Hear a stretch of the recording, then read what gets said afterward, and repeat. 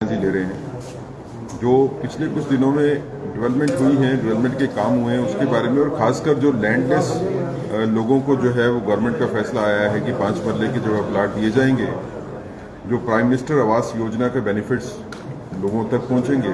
और इसी तरह भारतीय जनता पार्टी ने जो अपनी डेलीगेशन भेजी थी एलजी साहब के पास, उसकी चर्चा जो है काफ़ी इश्यूज पे हुई और प्रधान जी ने खुद भी उसमें एलजी एडमिनिस्ट्रेशन से भी और आदरणीय नरेंद्र मोदी जी की गवर्नमेंट सेंटर से भी बात की, और काफ़ी मसले जो हैं जम्मू कश्मीर के लोगों के हल हो गए हैं। बाकी कुछ अगर कोई रहते हैं तो वो भी हम कोशिश कर रहे हैं कि वो ज़्यादा से ज़्यादा जल्दी जो है वो हल हो जाए। मैं रिक्वेस्ट करूँगा आदरणीय रविंद्र रैना जी से कि प्रेस कॉन्फ्रेंस करें। सभी मीडिया के मित्रों का भारतीय जनता पार्टी कार्यालय में हार्दिक स्वागत है। साथियों, जम्मू कश्मीर की एलजी एडमिनिस्ट्रेशन का जो ऐतिहासिक निर्णय लिया है, जिसमें जम्मू कश्मीर में उन सभी लोगों को जिनके पास जमीन नहीं है, ऐसे तमाम लोगों को जमीन देने का जो फैसला सरकार ने लिया है, इस बड़े फैसले के लिए हम अपने देश के प्रधानमंत्री नरेंद्र मोदी साहब, हमारे देश के गृह मंत्री श्रीमान अमित शाह साहब और जम्मू कश्मीर के माननीय लेफ्टिनेंट गवर्नर श्रीमान मनोज सिन्हा साहब का दिल की गहराइयों से धन्यवाद करते हैं, शुक्रिया अदा करते हैं कि गरीब लोगों के लिए, और खासकर वो लोग जिनके पास बिल्कुल भी जमीन नहीं थी और जमीन न होने के कारण से लोग अपना घर नहीं बना सकते थे, प्रधानमंत्री नरेंद्र मोदी साहब की जो आवास योजना है, जिसके तहत गरीब लोगों को मकान दिए जाते हैं, उस योजना में सर्वे में नाम होने के बावजूद वो गरीब आदमी जिसके पास जमीन होती ही नहीं है, वो अपना मकान नहीं बना सकता। ऐसे तमाम लैंडलेस लोगों को जिनके पास जमीन है ही नहीं, उनको 5-5 मरले सरकार द्वारा जमीन दिए जाने का फैसला बहुत हिस्टोरिकल डिसीजन है। और इस बड़े फैसले के लिए हम अपने देश के माननीय प्रधानमंत्री मोदी साहब, होम मिनिस्टर अमित शाह साहब और लेफ्टिनेंट गवर्नर श्रीमान मनोज सिन्हा साहब का दिल की अमीन तरीन गहराइयों से शुक्रिया अदा करते हैं। हमने देखा है कि जम्मू कश्मीर के अंदर यहां के लोगों को, यहां गरीबों को, ज़ईफों को, मस्कीनों को, दर्दमंदों को, जरूरतमंद लोगों को दर दर की ठोकरें खानी पड़ती थी। लोगों ने यहां बड़ी तकलीफें झेली, और जो पुरानी माजी की सरकारें होती थी, उन्होंने जम्मू कश्मीर की आवाम को बड़ा गुमराह किया। कभी रोशनी कानून बनाकर यह कहा गया कि गरीब लोगों की मदद करेंगे, लेकिन रोशनी के तहत जो बड़े बड़े सियासतदान हैं, जो बड़े बड़े बाबू लोग हैं, जो सरकारों में बैठे थे, उन्होंने ही रोशनी का गलत इस्तेमाल किया और खुद जो है वो लैंड माफिया बन बैठे। उन्होंने सरकारी जमीनों पर कब्जा कर दिया, और उस रोशनी कानून के तहत भी किसी गरीब को कोई फायदा नहीं पहुंचा, और जिसके बाद अदालत ने इस रोशनी कानून को खत्म कर दिया। वो एक लूट खसूट का एक जरिया बनाया था। उस वक्त की सरकार के अंदर जो हुक्मरान थे, उस वक्त के जो बाबू लोग थे, सरकार क्या होती है? सरकार आवाम के लिए होती है, सरकार आवाम की बेहतरी के लिए होती है, सरकार के दिल में गरीब लोगों के लिए दर्द होता है। सरकारें गरीब लोगों के लिए, आम लोगों की भलाई के लिए होती हैं। और ये जो प्रधानमंत्री आवास योजना के तहत ये जो बड़ा फैसला जम्मू कश्मीर के अंदर लिया गया है, ये अपने आप में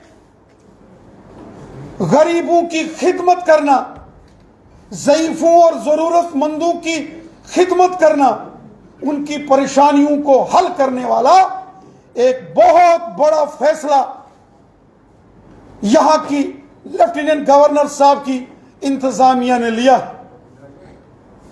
हर उस शख्स के सिर पर छत होगा जो आज तक तरसता था अपने घर के लिए। हर वो शख्स जो ये सोचता था कि उसका भी मकान हो, उसके सर के ऊपर भी छत हो, लेकिन जमीन ना होने के कारण से वो अपने छत का निर्माण, उसकी तामीर नहीं कर पाता था, क्योंकि उसके पास जमीन नहीं थी।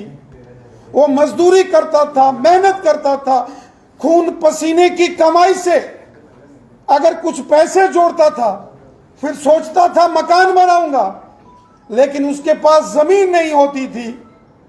और ऐसे में प्रधानमंत्री आवास योजना के तहत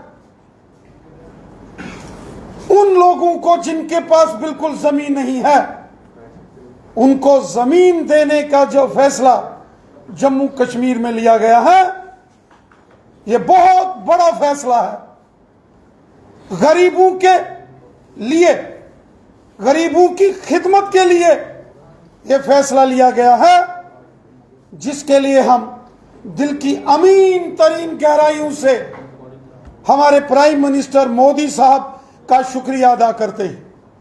यही है सबका साथ, सबका विकास, सबका विश्वास। यही है वो मोदी साहब के फैसले जिसमें वो सबकी चिंता करते हैं। माशरे के अंदर हर शख्स का भला मोदी सरकार करती है। इससे पहले जो फैसले मोदी सरकार ने लिए, आयुष्मान भारत गरीबों को, और जम्मू कश्मीर में तो हर शख्स को इलाज के लिए हर एक साल 5-5 लाख, गरीब लोगों को 6-6 हजार साल का, गरीब लोगों को पेंशन्स,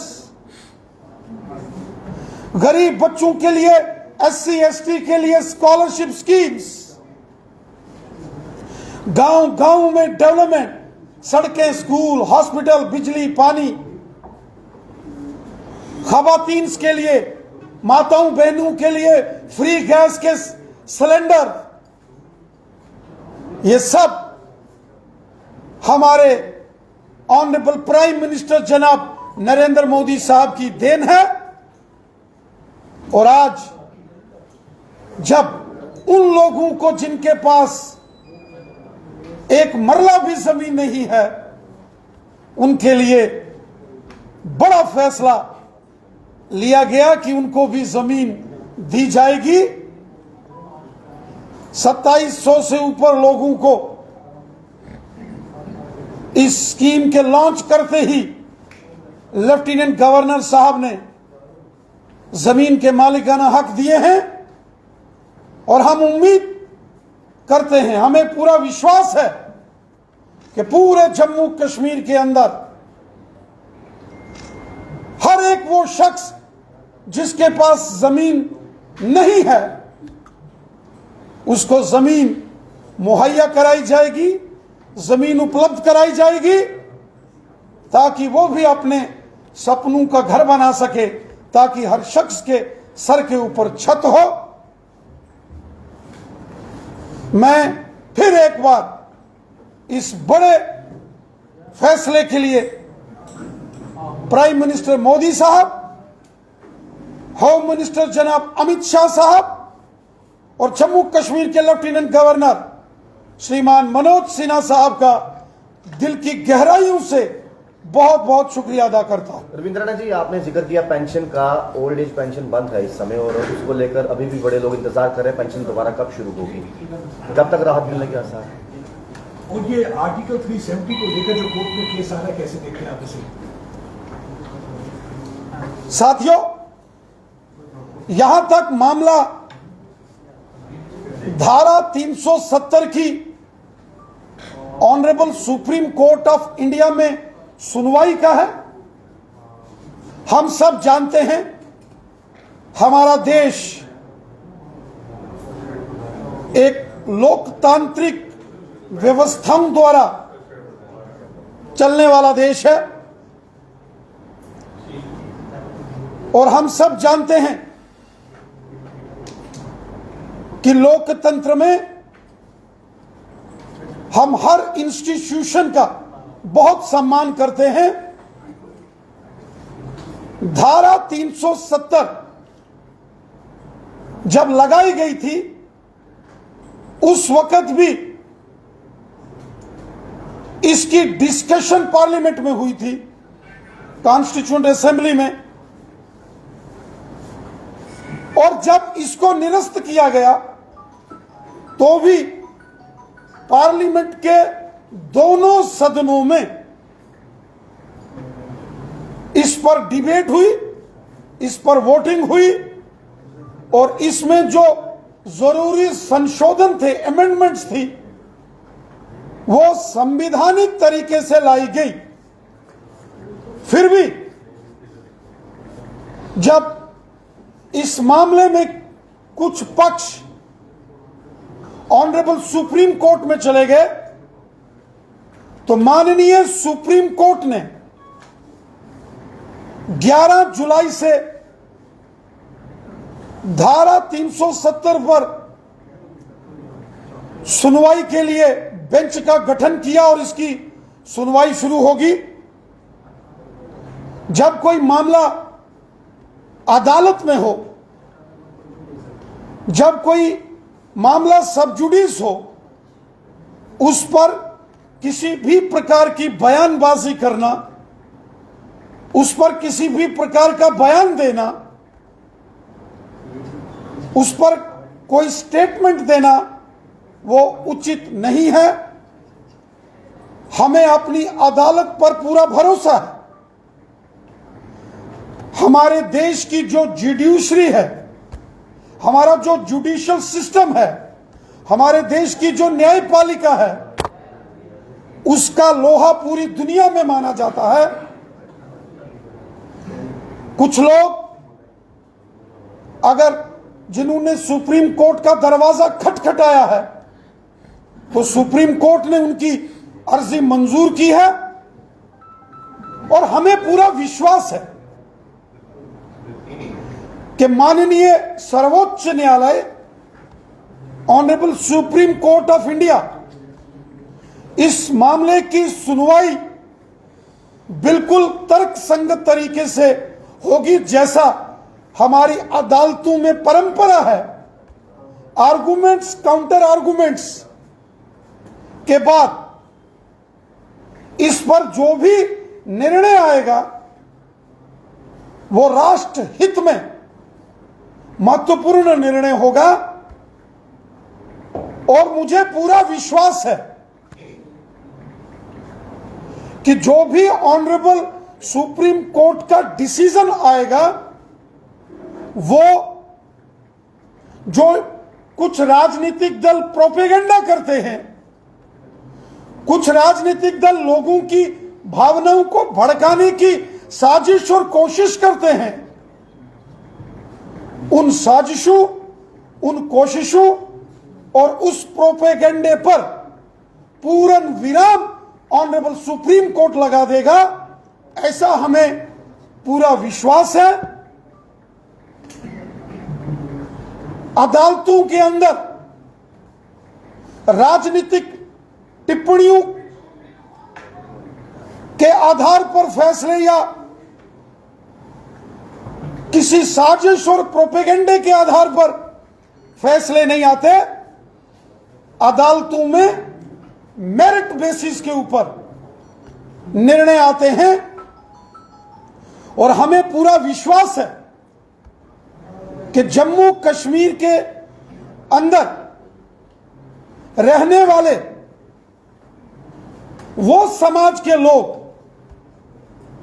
जिनको 70 साल यरगमाल बना के रखा गया था, प्रताड़ित किया गया था, विक्टिमाइज किया गया था, और आज ऐसे सभी वर्गों को न्याय और इंसाफ मिल रहा है, उस सेक्शन के साथ यकीनन माननीय सर्वोच्च न्यायालय न्याय करेगा। जम्मू कश्मीर के अंदर गुजर बकरवाल समुदाय के लोग हों, गद्दी सिप्पी समुदाय के लोग हों, पहाड़ी कबीले के लोग हों, पश्चिम पाकिस्तान से आए विस्थापित हों, गोरखा समाज, वाल्मीकि समाज, यहां के अंदर जो महिला वर्ग है और यहां के अंदर जो ओबीसी समाज है, जिनको 70 साल यहां प्रताड़ित किया गया, 70 साल जम्मू कश्मीर में धारा 370 की आड़ में गुज्जर बकरवाल, गद्दी सिप्पी, पहाड़ी कबीला, वेस्ट पाकिस्तानी रिफ्यूजी, गोरखा समाज, वाल्मीकि समाज, हमारे शेड्यूल कास्ट कम्युनिटी के भाई बहन, यहां की महिलाएं, उनके अधिकारों का हनन हुआ है,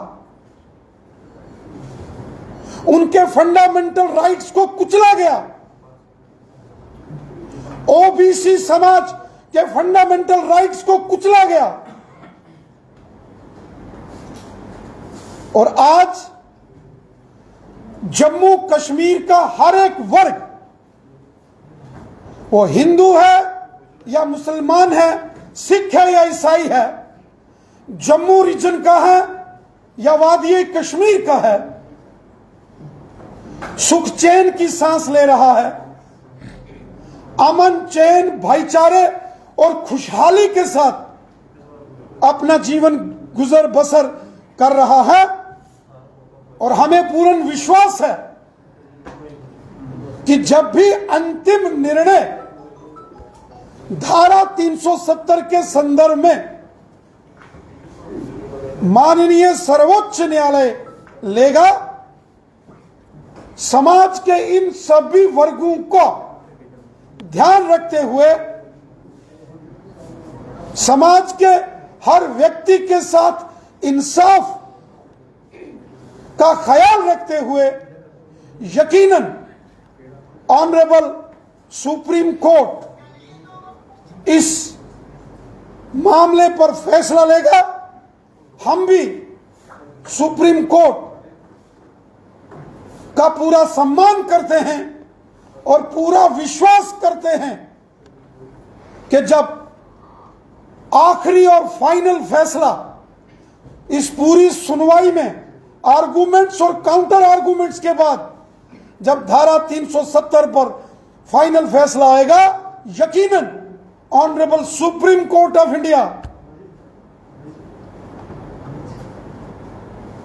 पूर्ण विराम लगा देगा जो षड्यंत्र, साजिश और प्रोपेगेंडा करने की यहां जो कोशिशें होती। राणा जी, हाल ही में महबूबा मुफ्ती जी का ये कहना है कि भारतीय जनता पार्टी ने अपनी पावर का गलत इस्तेमाल किया है और ईडी का इस्तेमाल करते हुए ऑपोजिशन को हटाने की साजिश रही है। आप इस पर क्या कहते हैं? भारतीय जनता पार्टी ने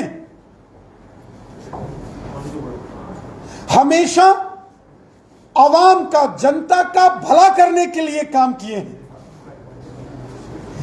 मोदी सरकार के 9 साल गरीबों की सेवा, गरीबों की खिदमत, परेशान लोगों की खिदमत में मोदी साहब ने 9 साल सेवा भाव से काम किया है। वो लोग जिनकी सियासी जमीन खिसक चुकी है, जिनको देश की जनता ने रिजेक्ट कर दिया है, वो सिर्फ प्रोपेगेंडा करते हैं। कभी पटना में जाके प्रोपेगेंडा और साजिश करने की कोशिश हो रही है, तो कभी बेंगलोर के अंदर वहां इकट्ठे होने की साजिशें और कोशिशें हो रही हैं। देश की जनता जानती है कि मोदी साहब ने सबका साथ, सबका विकास और सबका विश्वास इस मिशन के साथ काम किया है और सबका भला किया है। महबूबा मुफ्ती जी ने एक स्टेटमेंट और दिया है जिसके तहत उनका कहना है कि भारतीय जनता पार्टी में अनपढ़ भरे पड़े हैं और उनको खुद भी यूनिफॉर्म सिविल कोड का कोई ज्ञान नहीं है। इस तरह के शब्द जो है उनके द्वारा इस्तेमाल किए गए, आप उस पर क्या कहना चाहेंगे? भारतीय जनता पार्टी के कार्यकर्ता आवाम के खिदमतदार हैं। जब भी लोगों के ऊपर कोई मुसीबत आती है तो लोगों की खिदमत के लिए, सेवा के लिए सिर्फ बीजेपी के लोग सामने आते हैं। कोरोना काल में 2.5 साल बीजेपी के लोग थे, बीजेपी के कार्यकर्ता थे जो लोगों की खिदमत में घर घर पहुंचे। हर मुसीबत में आवाम के साथ अगर कोई खड़ा होता है वो बीजेपी है। गरीब, मजदूर, किसान, गांव का, शहर का, हिंदू, मुसलमान, सिख, ईसाई, सबके खिदमतदार बनके बीजेपी काम करती है। और जब कुछ सियासी जमातों के पास कोई मुद्दा नहीं है, एजेंडा नहीं है, तो वो इस किस्म के इल्जाम बीजेपी पर लगाते हैं। ये बीजेपी के हमारे बड़े लीडर मोदी साहब, जिनका डंका पूरी दुनिया में बजता है,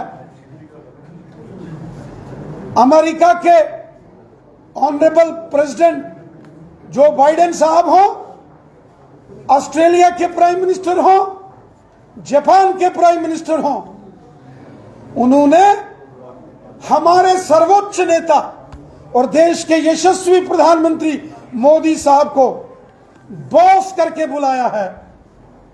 दुनिया के बड़े बड़े मुल्कों के प्रधानमंत्री और राष्ट्रपति मोदी साहब के पांव छूते हैं। जब पूरी दुनिया में भारत का मजबूत डंका बज रहा है तो कुछ लोगों को तकलीफ होती है और ये तकलीफ समझी जा सकती है और हम भी उनकी इस तकलीफ को समझते हैं। रविंद्र रैना जी, क्या कहेंगे? आप एकमात्र ऐसा नेता है जो गुज्जर बकरवाल की बहुत ज्यादा बात करते हैं, लेकिन अमित शाह जी का दौरा हुआ एक ही एमपी गुज्जर बकरवाल जी की बात रखने के लिए, लेकिन गुलाम अली खटाना जी मंच पर वहां पर नाम भी लिया अमित शाह जी ने, लेकिन वो मंच शुरू शेयर हुआ। लेकिन भी तासुरात दिए जा रहे हैं, जैसे कि कुछ लोग कह रहे हैं कि एक पर्टिकुलर समुदाय के अगेंस्ट है, और हरीश साल्वे जी का एक स्टेटमेंट आया, it is not against diversity, it is more to empower women and other people. तो आगे से जो बाकी कम्युनिटीज इस तरीके से उसकी कर रही है। यूनिफॉर्म सिविल कोड के संदर्भ में हमारे देश के लॉ मिनिस्टर श्रीमान अर्जुन राम मेघवाल साहब ने ऑनलाइन पब्लिक से राय मांगी है, सजेशंस मांगी हैं, और मुझे लगता है कि सबकी राय का एहतराम होगा। और जो हमारे देश के बहुत बड़े कानून के दानिश्वर हैं हरीश साल्वे साहब, उनका भी बयान आया है, और हमारे ऑनरेबल प्राइम मिनिस्टर मोदी साहब का भी बयान आया है कि हम सबको साथ लेकर चलेंगे सबका ख्याल रखेंगे, किसी के साथ नाइंसाफी नहीं होगी। एक जमाना था जब सती प्रथा जैसी व्यवस्थाएं समाज के अंदर होती थी, फिर कानून बनाकर उनको खत्म कर दिया गया। एक जमाना था कि छोटे छोटे 10-12 साल की उम्र के बच्चों की शादियां हो जाती थी। 10-12 साल की छोटी बेटियों की शादियां हो जाती थी। फिर कानून बनाकर ऐसी चीजों को खत्म किया गया और हमें पूरा विश्वास है कि जैसा हमारे प्राइम मिनिस्टर मोदी साहब ने कहा है कि सबको एतमाद में लेकर, सबको विश्वास में लेकर इस पर निर्णय लिया जाएगा और सबकी बेहतरी के लिए, समाज के फायदे के लिए, हर शख्स की और हर घर, हर परिवार की बेहतरी के लिए जो अच्छा फैसला होगा वो लिया जाएगा। मोदी साहब का मिशन है सबका साथ, सबका विकास और सबका विश्वास। ये जो विश्वास है ये बहुत बड़ी चीज है और हमें यकीन है कि समाज को एतमाद में लेकर, विश्वास में लेकर मोदी सरकार जैसे पहले फैसले लेती है, आगे भी समाज के हित में, आवाम के फायदे के लिए हर फैसला लेगी। Thank you.